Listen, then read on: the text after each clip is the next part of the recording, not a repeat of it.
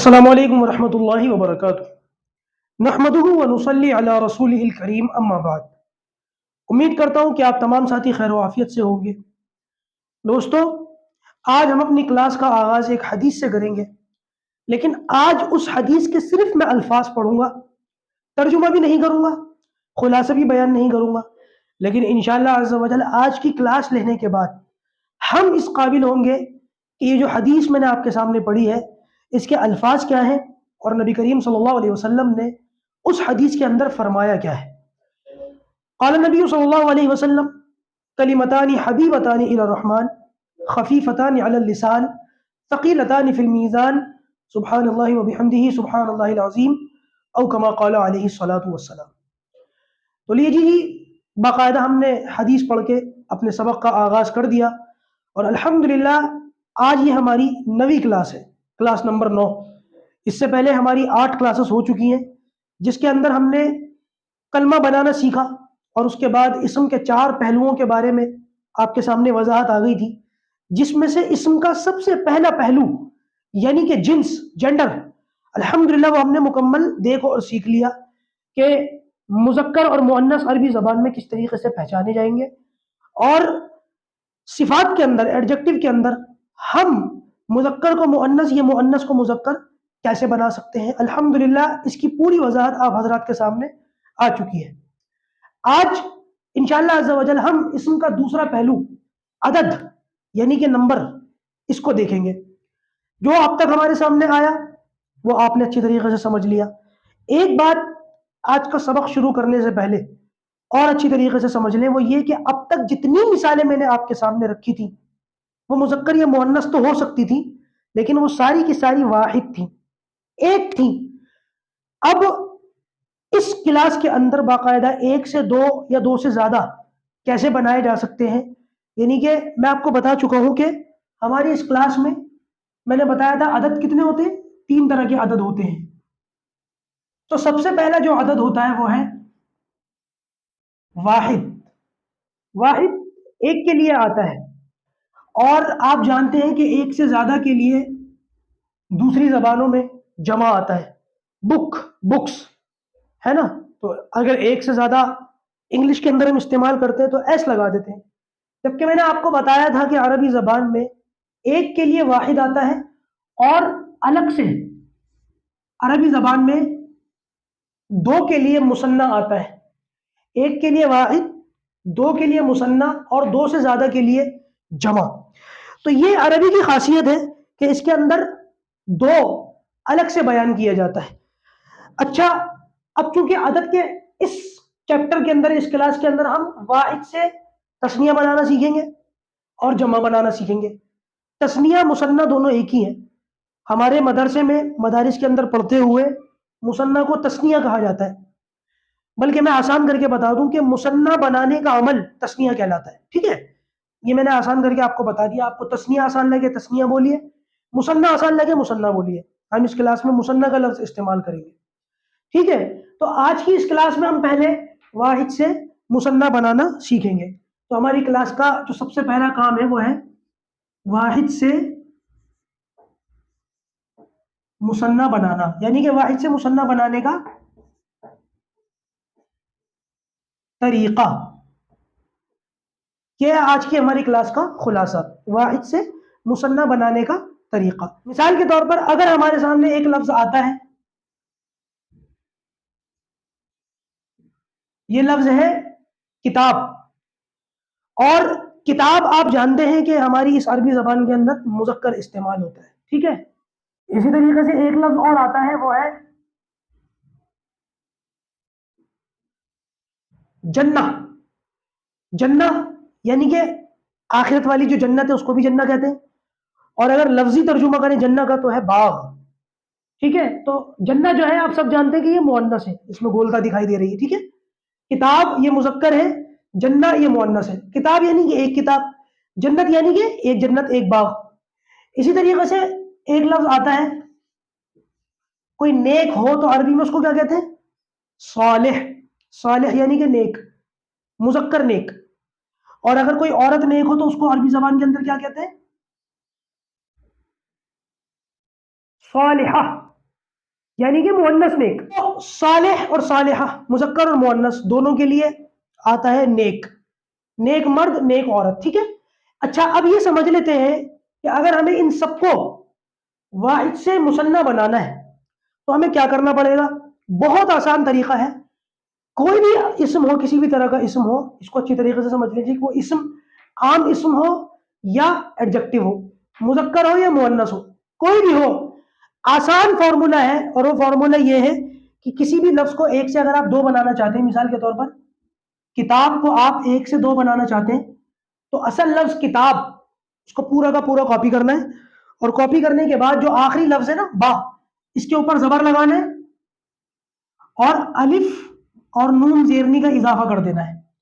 کتاب سے بن گیا کتابانی. کتاب ایک کتاب, کتابانی دو کتابیں. ٹھیک ہے. اسی طریقے سے جنت ایک جنت, اس کو اگر ہم دو بنانا چاہتے ہیں تو وہی فارمولا ہے. جنت جو ورڈ ہے پورا کا پورا اس کو کاپی کریں گے, اور اس کو کاپی کرنے کے بعد اس میں الف اور نون زیرنی کا اضافہ کر دیں گے آخری لفظ پر زبر لگا کے. تو آخری لفظ پر زبر لگایا, الف اور نون زیرنی کا اضافہ کر دیا, جنت. جنت سے بن گیا جنت تانی. جنت ایک باغ, جنتانی دو باغ. اب ایک پوائنٹ اور سمجھ لیجئے, وہ یہ کہ عربی زبان کے اندر یہ جو گولتا ہے نا, میں آپ کو بتا چکا ہوں کہ گولتا آخر میں آتی ہے ہمیشہ. اب یہ آخر تو رہی نہیں, آخر میں تو رہی نہیں, تو اس کا مطلب اب یہ گول بھی نہیں رہے گی. اب کیا کریں گے, اس کا جو گولائی ہے نا, اس گولائی کو ختم کر دیں گے. اب یہ نارمل ہو جائے گی, اپنی اصلی شکل پر آ جائے گی, کیونکہ آخر میں نہ رہی تو اصلی شکل میں آ گئی. تو جنت ان سے بن گیا جنت تانی. اللہ تبارک و تعالیٰ نے سورہ رحمان کے اندر فرمایا ہے وَلِمَنْ خَافَ مَقَامَ رَبِّهِ جَنَّتَانِ, کہ جو شخص اللہ تبارک و تعالیٰ کے سامنے کھڑے ہونے سے ڈر گیا اس کو دو جنتیں ملیں گی. جنتانی دو جنتیں.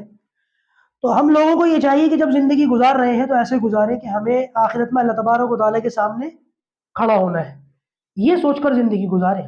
جب زندگی یہ سوچ کر گزاریں گے تو پھر وہ زندگی کیسی گزرے گی ہم سب جانتے ہیں. ٹھیک ہے نا. اچھا ایک بات اور سمجھ لیجئے گا, یہاں پر ایک نقطہ جو ہے, اس ورڈ کے اندر ایک نقطہ سمجھ لیجئے. یہ جو الف آپ کو نظر آ رہا ہے, قرآن مجید میں بعض مرتبہ یہ الف نہیں ہوتا, بلکہ یہاں پہ کھڑا زبر لگا دیتے ہیں تاکہ اوپر. جنتان قرآن مجید میں کچھ اس انداز میں لکھتے ہیں.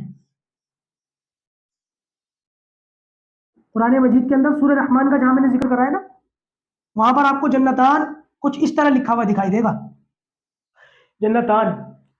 تو بعض مرتبہ قرآن مجید کے مصاحف کے اندر کچھ مصحف میں الف کے بجائے آپ کو کھڑا زبر نظر آئے گا.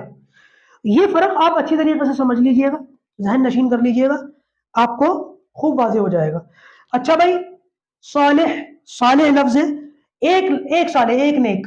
اب اگر ہم دو نیک بنانا چاہتے ہیں تو کیا کریں گے, وہی فارمولا, اس لفظ کو اصل لفظ کو کاپی کیا, یہاں پر کاپی کرنے کے بعد کیا کریں گے, آخری لفظ کیا ہے ہا, ہا کے اوپر زبر لگایا, الف اور نون زیرنی کا اضافہ کر دیا, صالح سے بن جائے گا صالحانی. صالحانی صالح ایک نیک, صالحانی دو نیک. اسی طریقے سے ہم مؤنث کو دیکھ لیتے ہیں. کیا کریں گے, بالکل ہو بہو وہی کاپی کریں گے, جو اصل لفظ ہے اس کو اتار لیا, صالحہ تن, تو تا جو ہے ہم نے اس کو کھول دیا, ظاہر سی بات ہے تا اس میں آخری تھا, گولتا تھا.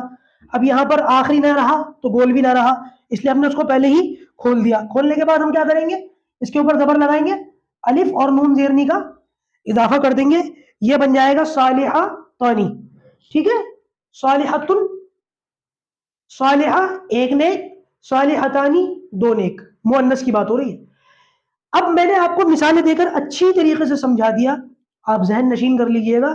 یہی اصول ہے, اور اسی اصول کو فالو کر کے آپ واحد سے مثنیٰ بنا سکتے ہیں, چاہے عام اسم ہو, چاہے ایڈجیکٹو اسم ہو, چاہے مذکر اسم ہو, چاہے مؤنث اسم ہو, کوئی بھی اسم ہو, کسی بھی طرح کا اسم ہو, واحد سے مثنیٰ بنانے کا یہی ایک طریقہ ہے.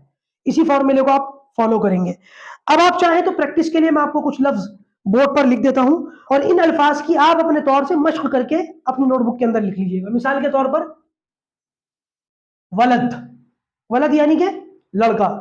اب میں آگے کچھ نہیں بتاؤں گا, اب ولد یعنی کہ ایک لڑکا, اس سے دو لڑکے کیسے بنیں گے آپ بنائیے گا. اسی طریقے سے مسجد، ایک مسجد، اس سے آپ کو 2 مسجدیں بنانی ہے. بیت، ایک گھر، آپ کو اس سے 2 گھر بنانے. اسی طریقے سے باب، ایک دروازہ، اس سے آپ کو 2 دروازے بنانے. ایسے ہی مدرسہ، اس سے آپ کو 2 مدرسے بنانے. آپ اس طریقے سے اور بہت سارے الفاظ کو سامنے رکھ کر کے مشق کر سکتے ہیں. آپ چاہیں تو کوئی سے بھی لفظ لے سکتے ہیں. مسلم سے مسلمانی، مسلمتن سے مسلمتانی، مؤمن سے مؤمنانی، مؤمنتن سے مؤمنتانی، کافر سے کافرانی، کافرتن سے کافرتانی، منافقن سے منافقانی، منافقتن سے منافقتانی. اس طریقے سے آپ مشق کر سکتے ہیں. اور ساتھ ساتھ آپ کی جو جنس والی مشق ہے وہ بھی چلتی رہے گی، اس کو بھی آپ دیکھتے رہیے. اب یہ دیکھیے میرے ہاتھ میں یہ کیا ہے؟ قلم. قلم، اب اس قلم سے ہمیں 2 قلم بنانے ہیں. اس کی آپ مشق کریے اپنی نوٹ بک کے اندر، دیکھیے، سمجھیے اور بنانے کی کوشش کیجیے. کرسی، کرسی کو 2 بنا دیجیے.